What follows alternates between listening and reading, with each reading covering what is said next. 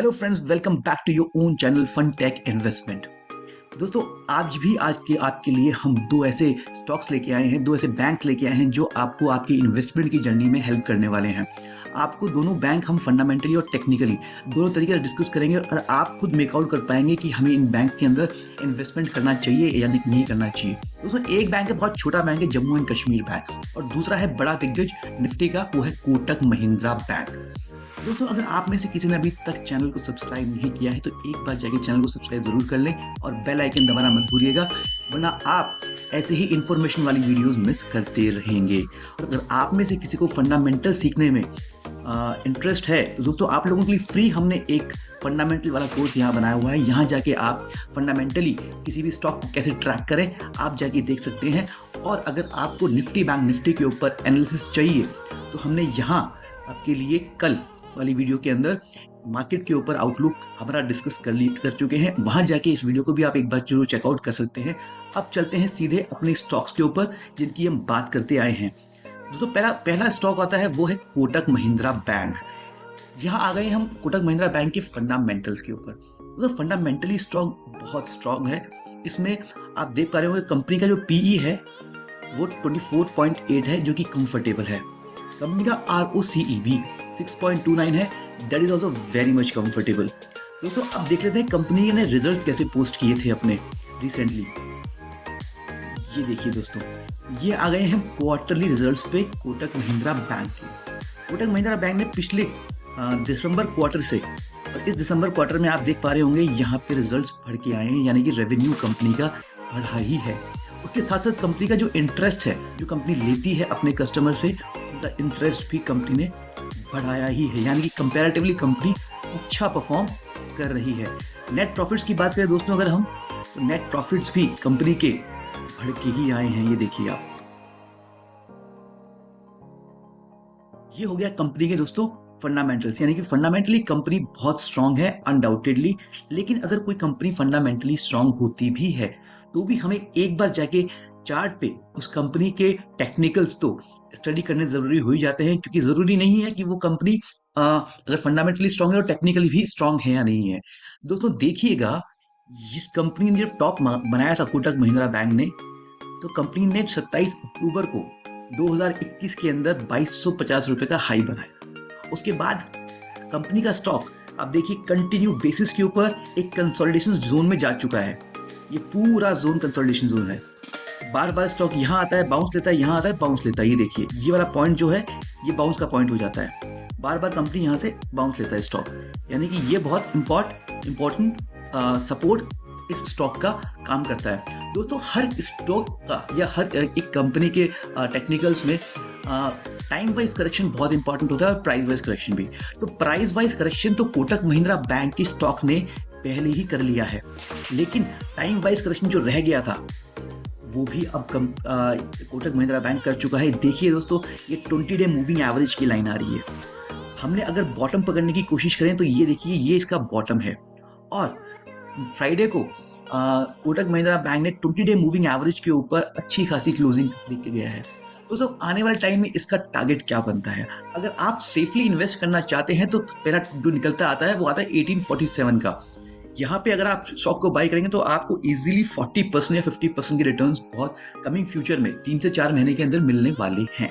और अगर आप एग्रेसिव ट्रेडर हैं तो आप यहाँ भी एक एंट्री प्लान कर सकते हैं इस वाले पॉइंट के ऊपर।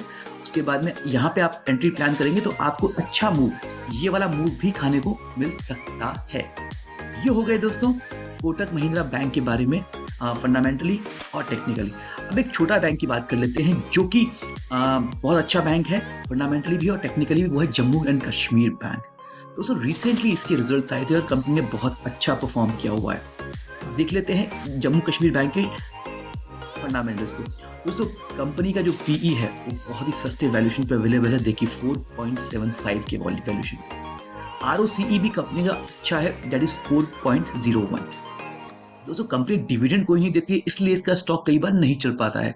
लेकिन उसके बावजूद भी कंपनी का जो इंडस्ट्री का जो पीई है, इस पूरे यानी बैंकिंग सेक्टर का जो पीई है, दैट इज 30। तो इसका मतलब क्या है कि हमें कंपनी बहुत सस्ते वैल्यूएशन पे आज अवेलेबल है इसका स्टॉक फंडामेंटली। अब देख लेते हैं कंपनी ने रिजल्ट्स कैसे पोस्ट किए थे दोस्तों। ये आ गए हम कंपनी के रिजल्ट्स के ऊपर पिछले दिसंबर क्वार्टर से। और इस दिसंबर क्वार्टर में रिजल्ट्स आप देखिए दोस्तों कैसे बढ़ के आए हैं। 2000 करोड़ से 2400 करोड़ के रिजल्ट्स ऑलरेडी कंपनी ने पोस्ट कर दिए हैं। कंपनी का इंटरेस्ट वाला भी सेक्टर ही देखिए बढ़ता जा रहा है।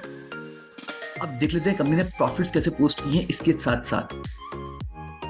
ये देखिए दोस्तों प्रॉफिट्स भी कंपनी के कंटिन्यू बेसिस के ऊपर बढ़े हैं।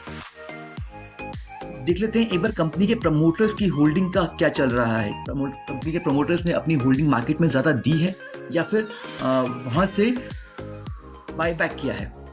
दोस्तों कंपनी के प्रमोटर्स की जो होल्डिंग है वो भी इंटैक्ट है। ये देखिए इनफैक्ट हम एक और चीज़ यहाँ देख सकते हैं कि FIIs और DIIs ने यहाँ पे इस कंपनी के अंदर एक्सपोजर अपना बढ़ाया है कि नहीं बढ़ाया है। तो ये देखिए दोस्तों पिछले 4 क्वार्टर से FIIs और DIIs यानी कि foreign institutional investors and domestic institutional investors ने भी अपना जो स्टेक है इस कंपनी में बढ़ाया है। दैट मीन्स कि इंस्टीट्यूशंस को भी इस कंपनी के ऊपर बहुत ज़्यादा फेथ है। दोस्तों ये तो हो गए जम्मू एंड कश्मीर बैंक के फंडामेंटल्स। नाउ लेट्स सी इनके टेक्निकल्स कैसे काम कर रहे हैं।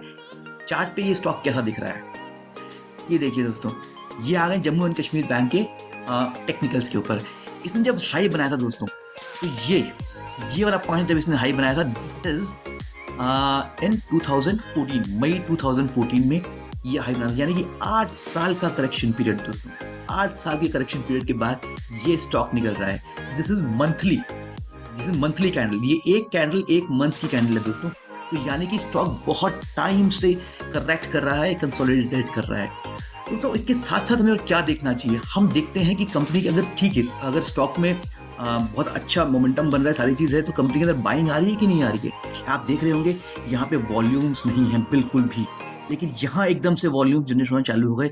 यानी कि कोई बहुत बड़ा प्रमोटर या फिर ऑपरेटर इस शेयर को अपने पोर्टफोलियो का हिस्सा बना रहा है, इसमें इन्वेस्टमेंट कर रहा है। आपको बहुत सस्ते वैल्यूएशन के ऊपर ये स्टॉक अवेलेबल है दोस्तों। हमारे हिसाब से अगर हम सोचें कि टारगेट्स क्या निकल के आ रहे हैं दोस्तों, मेरे हिसाब से तो कम से कम भी ये स्टॉक 250 का होना चाहिए, और वो भी कितने टाइम में, 2 से 2.5 साल के पीरियड के अंदर। और दोस्तों इस स्टॉक ने अपना इम्पॉर्टेंट जो रेजिस्टेंस था उसको भी क्रॉस कर लिया है। अब ये थोड़ा सा कंसोलिडेट कर रहा है यहाँ पे। अगर इसको हम डेली चार्ट के ऊपर भी स्टडी करें तो आप देख रहे होंगे ये अपने 20 डे मूविंग एवरेज से तो ऊपर है ही है, उसके साथ साथ ये 50 डे मूविंग एवरेज को भी रिस्पेक्ट करके किसी भी दिन स्टॉक निकल सकता है। जब भी ये स्टॉक 57 को क्रॉस करे आप आराम से आज भी इसमें बैठ सकते हैं, और 58 के बाद तो definitely you can not afford to miss this stock. दोस्तों ये हो गए दोनों स्टॉक्स के टेक्निकल्स और फंडामेंटल्स। आई होप आप लोगों को ये दोनों स्टॉक्स के फंडामेंटल टेक्निकल अच्छे लगे हों। अच्छा लगा और दोस्तों तो लाइक जरूर करके जाइएगा और शेयर और सब्सक्राइब डेफिनेटली कीजिएगा, ताकि आपको आगे की ऐसी ही लर्निंग वाली वीडियोस जो मिलती रहे और हम आपको ऐसे ही सिखाते रहें। Because as we always say learning is earning, so happy learning.